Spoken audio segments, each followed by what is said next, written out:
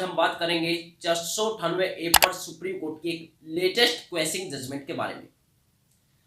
498 ए के झूठे मुकदमों को लेकर दोस्तों हर दिन किसी न किसी हाई कोर्ट की कोई न कोई जजमेंट आती रहती है और जो जजमेंट आती है वह पुलिस को भी यह डायरेक्शन करती है कि यदि पत्नी द्वारा कोई भी किसी भी पुलिस स्टेशन में कोई कंप्लेंट आती है तो उसकी तुरंत एफआईआर दर्ज ना करके अच्छे से इन्वेस्टिगेशन करनी चाहिए और तभी एफआईआर दर्ज करनी चाहिए, क्योंकि आजकल बहुत ही धड़ल्ले से 498 ए का मिसयूज किया जा रहा है। ये कोर्ट को भी पता है, पुलिस को भी पता है और जो ये पत्नियां कंप्लेंट दर्ज कराती है उनको तो पता है ही है कि हम ये झूठे मुकदमे दर्ज करवा रहे हैं, ये सच्चे करवा रहे हैं।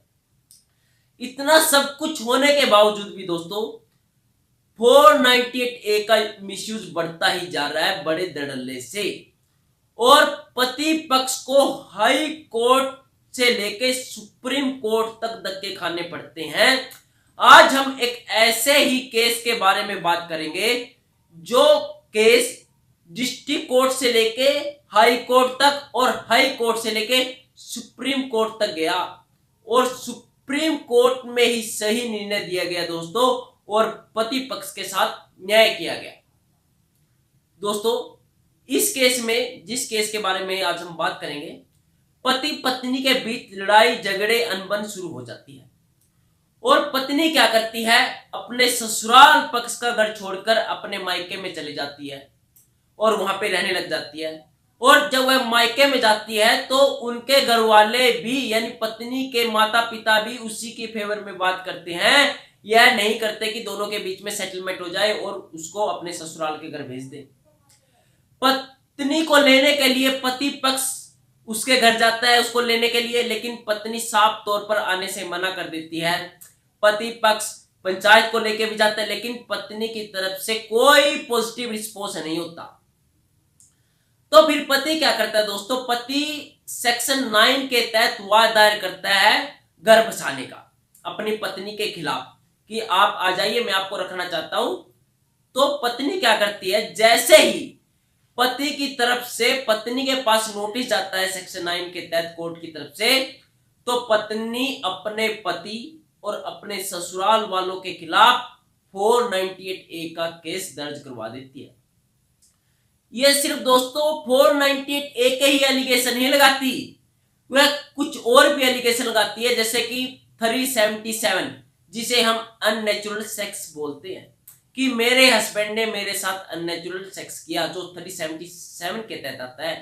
494 बाइगेमी यानी तलाक के बिना दूसरी शादी और 323 यानी 323 की जो मारपीट की मेरे ससुराल वालों ने मेरे साथ मारपीट भी की है।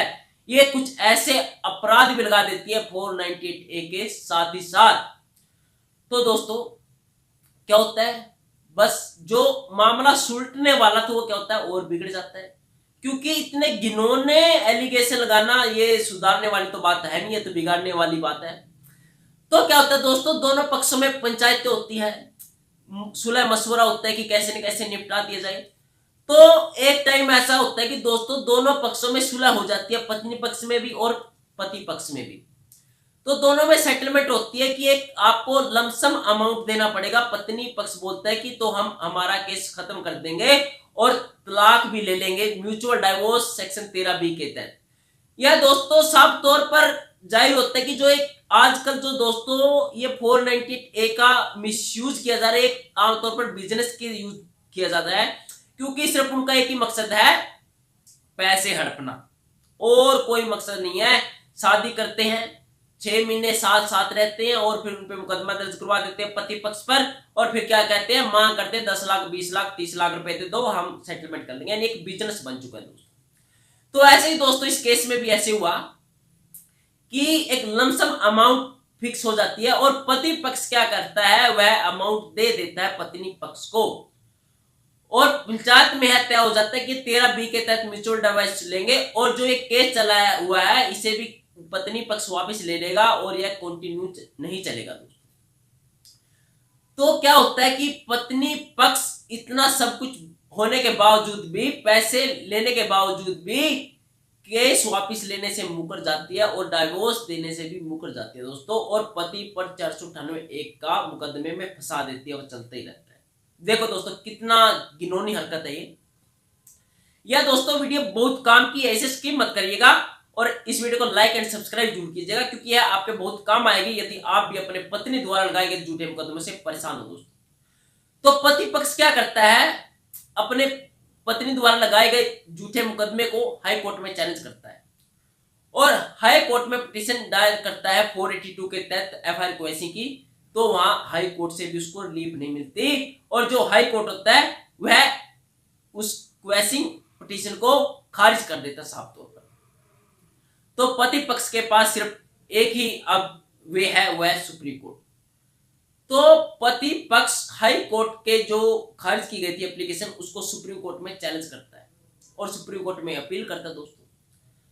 तो सुप्रीम कोर्ट देखता है कि जैसे ही जो पॉइंट देखता सुप्रीम कोर्ट कि पति ने जैसे ही सेक्शन 9 का वाद दायर किया अपनी पत्नी के खिलाफ गर्भाशय का, तो जस्ट तभी पत्नी ने अपने पति के खिलाफ 498(a) का मुकदमा दायर किया कि वो लगभग 6 महीने से अलग रह रही थी, तब क्यों नहीं दायर किया, इतने समय बाद क्यों, कि जैसे ही पति ने सेक्शन 9 का किया तभी उसको याद आया कि मेरे पति ने मुझसे दहेज मांगा।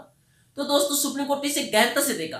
और सेकंड पॉइंट दोस्तों जो सुप्रीम कोर्ट ने इसमें जज किया कि दोनों पक्षों में सेटलमेंट हो जाती है पंचायती तौर पे और पति पक्ष द्वारा एक लमसम अमाउंट भी दिया जाता है और वहां पे रिटन में लिखा भी जाता है कि केस कंटिन्यू नहीं किया जाएगा, लेकिन फिर भी पत्नी कंटिन्यू कर रही है केस।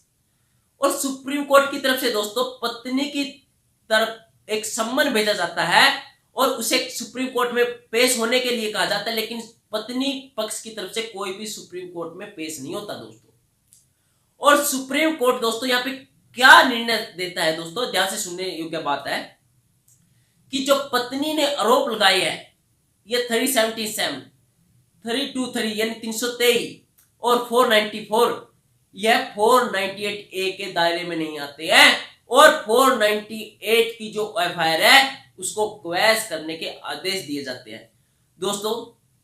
तो यहां पे आके पति पक्ष को रिलीफ मिलती है, न्याय मिलता है, यानी न्याय तो उसको मिला, लेकिन दोस्तों यह देखने की बात है कि पति पक्ष को कितनी हरासमेंट हुई।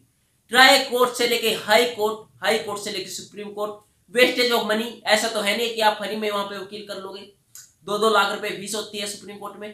तो दोस्तों कितनी परेशानी झेलनी पड़ी, कितनी मुसीबतें झेलनी पड़ी। लेकिन दोस्तों इस जजमेंट से आपको एक बात सीखने योग्य है कि यदि आपके साथ भी ऐसा ही होता है और आपका समझौता हो जाता है अपनी पत्नी के साथ, तो ये अमाउंट ऐसे मत दीजिएगा, पंचायती तौर पर एक भी पैसा नहीं दीजिएगा। यदि आपका कोई अमाउंट के लेके कॉम्प्रोमाइज हो जाता है तो कोर्ट के माध्यम से दीजिएगा, चाहे आपका 10 लाख, 5 लाख, 2 लाख, जितने में भी हुआ अमाउंट, आप पंचायती तौर पे एक भी पैसा नहीं दीजिएगा। यह थी दोस्तों ऐसी जजमेंट जिसका मैं लिंक डिस्क्रिप्शन में भी डाल दूंगा। आशा करता हूं यह वीडियो आपको पसंद आई होगी। तो आपसे गुजारिश है कि इस वीडियो को लाइक एंड सब्सक्राइब जरूर कीजिएगा ताकि हमारी आने वाली वीडियो से आप अवगत रहे, क्योंकि हफ्ते में हमारी 3 वीडियो आती है। थैंक यू दोस्तों, जय भारत।